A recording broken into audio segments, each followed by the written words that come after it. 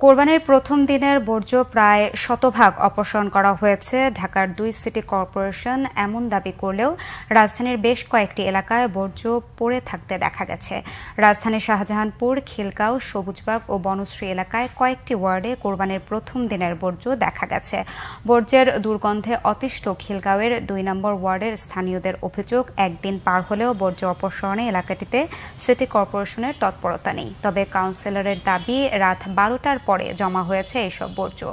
একই চিত্র দেখা যায় সবুজবাগের 4 নম্বর ওয়ার্ডেও। দুপুর 1টা পর্যন্ত অপসারণ হয়নি ওই এলাকার বর্জ্য। তবে বেশিরভাগ এলাকায় অপসারণ করা হয়েছে কোরবানির পশুর বর্জ্য।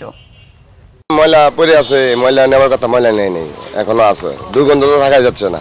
আপনার যে ওয়াশার রোডে দেখলাম অনেক ময়লা এখনো আছে, তো বলছিল ময়লা দ্রুত অপসারণ করবে, এরা কথার কাজে কোনো মিল নেই। আপনারা নিজেরাই দেখতে পাচ্ছেন এখানে ময়লা আছে কি নাই। তারা যদি বলে থাকে 12টা পর্যন্ত, সেটা এখন তাদের ব্যাপার, এখন তারা আমরা কিছু বলতে পারি না।